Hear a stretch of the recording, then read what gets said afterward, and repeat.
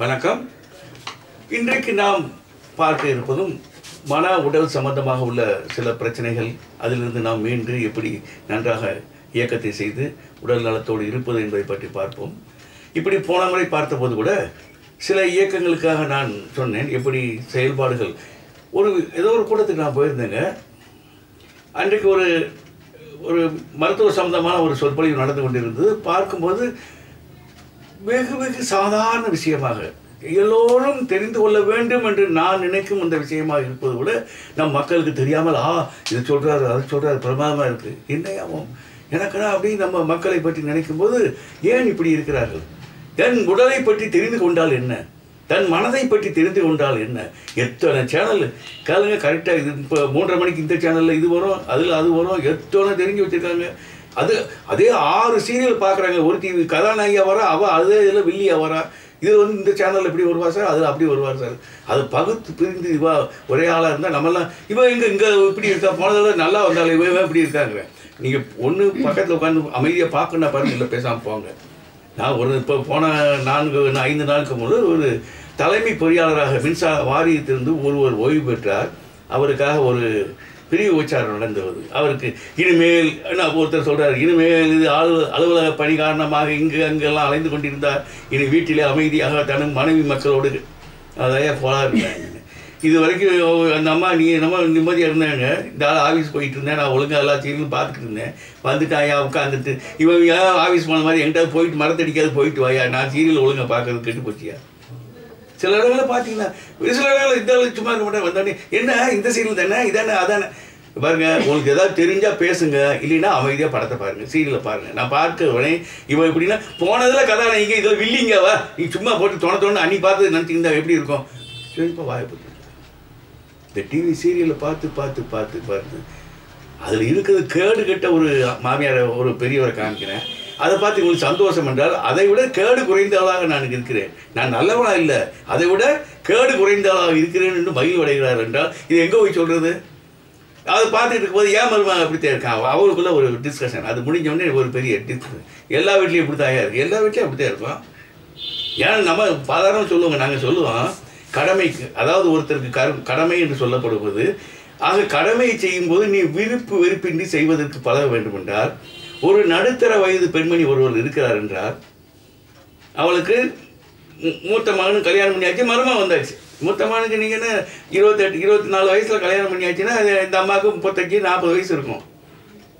40 வயசில் மருமகன் வந்தாச்சுன்னு வைங்களேன், 38-40 வந்தாச்சு அந்த மருமகன். இங்கே திரும்பி பார்த்தா மாமியாருக்கு 65 வயசில் மாமியார் இருக்குது. அது சாயந்தரம் நேரத்தில் 6 மணி இப்படி கால் மேலே கால் உட்காந்துட்டு அந்த மருமக அங்கேருந்து ஏதோ ஒன்று டப்பால் நம்ம ஊரில் பார்த்தீங்கன்னா கிராசிங், லெவல் கிராசிங்மே நம்ம வாடியாந்திரில் பார்த்தீங்கன்னா அந்த 4-5 மணிக்கு பார்த்தீங்கன்னா மக்களுடைய பெண் மக்களுடைய நடமாட்டம், தாய் மகள் அத்துணை பேரும் கிராஸ் பண்ணுவாங்க. ஒரு காட்சி நான் சொல்லுகிறேன். அந்த அறிவியல் மன்றத்திலே ஒரு தாயும் மகளும் பேசிக்கொள்கிறார்கள். அந்த இடத்த சந்திக்கிறார். இவா தாய் அவங்க அம்மா வீட்டுக்கு போகிறா, இவங்க அம்மா வீட்டுக்கு போகிறா. எப்போ நான் அம்மா போய் பார்த்துட்டு வந்துடுறப்பா, சாவி மேலே வச்சுருக்க நிலையில் எடுத்துகிட்டு உள்ளே போயிடு, நல்லா டிஃபன்லாம் பண்ணி வச்சுருக்கு, பண்ணிட்டு சாப்பிட்டுட்டு பூ வச்சுருக்கு நிறையா எடுத்து வச்சுக்கோ கையில், நல்லா மாப்பிள்ளைக்கும் சாப்பாடு டிஃபன் எடுத்துகிட்டு நீ போயிடு, நான் முடிஞ்சால் வரேன் இதில் போயிடுது. இது அவங்க அம்மா வீட்டுக்கு போகுது, அந்த கிராசிங், லெவல் கிராசிங். இது தினமும் நடக்கும் காட்சி. நான் அம்மா வீட்டுக்கு போகிறேன். இது அங்கே போய் என்ன பண்ணுறாங்க, இந்த சாவி கொடுக்குற மாதிரி இந்த கூட்டு குடும்பம் மாதிரி இருந்தால் ஏதாவது பிரச்சனை அதை பற்றி அனலைஸ் பண்ணுறது. அப்புறம் இவா அப்படி இருக்கா, அவள் வீட்டில் அப்படி இருக்கா, எல்லாத்தையும் அனலைஸ் பண்ணி அதை விட நாம் நன்றாக இருக்கிறோம். அதை திருப்தி, மனதிலே சந்தோஷம். அவள் அவ்வளோ கஷ்டப்படுறாளா, நான் கொஞ்சம் கஷ்டம் தெரியும் அவள் இல்லைன்னா. நான் சொல்கிறேன் இந்த மனசு என்பது நான் உதாரணம் சொல்கிறேன். நான் 57வது அந்த 58 ரிட்டையர் ஆகிற ஸ்டைலையும் மின்சார வாரியத்தில் இருந்தபோது கிணற்றிலே தண்ணீர் இருக்கிறதா, அதுக்கு மின்சாரம் தரலாமா வேண்டாமா என்று நானே சென்று பார்ப்பேன். எனக்கு அப்போவே பார்த்தா மக்கள் அப்படி எங்கள் ஸ்டாஃபே நேராக போய் பார்ப்பாரியா, அவர் எதையுமே எதிர்பார்க்க நேராக பார்த்து அவருக்கு திருப்தி நிறையா கொடுப்பாரு. அந்த மாதிரி இந்த வயசுல ஓடி வேலை செய்கிறார் என்று புகழ்ந்து சொன்ன அதே நண்பர் 3ஆம் நாள் ஒரு கல் ஒலிக்கு கீழே விழுந்துட்டேன். அந்த கிணத்தை பார்க்கும்போது ஒரு கல் ஸ்லீப்பாகி கீழே, அன்றைக்கே போய் பார்க்கும்போது நினச்சேன் விழுவான்னு நினச்சேன், விழுந்துட்டாயா. அவன் மனதில் உள்ள எண்ணத்தை பாருங்கள். 3ஆம் நாள் புகழ்ந்து பேசியவன் ஒரு சறுக்கு விழுந்த உடனே அன்னைக்கே நான் நினைச்சேன் இப்படிலாம் செய்யும்போது விழுந்துட்டான். Is happy now. இதை சொல்வதன் மூலமாக அவன் மகிழ்வடைகிறான். மற்றவருடைய துயரத்தை நினைத்து மகிழ்வடைவன் எத்தனை அற்புதமான குணம் பார்த்தீங்களா? நீ மற்றவனுக்கு உதவி செய்ய வேண்டாம் ஐயா, அவனுடைய துயரத்திலே பங்கு பெற வேண்டாம் ஐயா. அவன் இப்படி துயரத்தை கொடுத்திருக்கிறானே, இறை சக்தியே அல்லது பிரபஞ்ச சக்தியே, அவனுக்கு அந்த துயரத்தை ஒன்று துயரமில்லாமல் பண்ணு, அல்லது அந்த துயரத்திலிருந்து வரும் செயலிலிருந்து அவன் விடுபடுவதற்கு என்ற மன வலிமையும் உடல் வலிமையும் கொடு பிரபஞ்ச சக்தியை என்று அவனுக்காக பிரார்த்தனை செய். நீ அதுக்காக செலவழிக்க வேண்டாம், அவனுக்காக ஓடி அவனுக்காக தலையப்படி தூக்கிக்கொள்ள வேண்டிய அவசியம். மனதளவில் இருந்த நிலையிலே அவனுக்கு இவ்வளவு நல்லவனாக இருந்தானே, அவனுக்கு இந்த சிரமமா, அவனுக்கு உடலளவில் மனதளவில் அவனுக்கு நிம்மதியை தரும் அளவிற்கு அவனுக்கு நல்ல ஒரு ஆரோக்கியத்தை மன திடத்தை கொடு இறைவா என்று பிரார்த்தனை செய்ய. அது செய்வது காசா பணமா? நீ என்ன நினைக்கிற? அன்னைக்கே நினைச்சவன் விழுந்துருவான். நட பாவிகளா ஒருத்தருமா நினைக்கிறேன். நான் முதியோர் இல்லத்தில் போய் அதான் சொல்லுவேன். முதியோர் இல்லத்தில் போய் ஒருத்தர் பார்த்தீங்கன்னா புதுசு புதுசாக வந்திருக்காங்க. ஒருத்தர் வருத்தப்படுகிறார், எனக்கு 2வது மகனுக்கு கல்யாணம் செய்து வைத்தேனே, வந்தாலே மருமகள் எங்கிருந்து வந்தாலோ தெரியவில்லை, என்னை மகன் உணர்ந்து கொட்டடியில் அடைச்சி போட்ட மாதிரி போட்டேன் என்று வருந்தி கொண்டு துயரப்பட்டு கொண்டு நினைத்து கொண்டு அப்படியே உட்கார்ந்தேன். நான் சொன்னேன், ஏய், நான் மீட்டிங்கில் போய் இப்போதெல்லாம் போய் பேசும்போது சொன்னேன், நண்பரே வருந்தாதே, நீ புண்ணியம் செய்ததால் தான் இந்த புண்ணிய பூமிக்கு வந்திருக்கிறாய். நீ முற்பிறவிலோ அல்லது இப்பிறவின் ஆரம்பத்திலோ நல்ல காரியங்களை செய்திருக்கிறாய். அதன் பலனாக நீ ஒரு புண்ணிய பூமிக்கு வந்திருக்கிறாய். இந்த இடத்திலே 74 பேர் இருக்கிறார்கள்.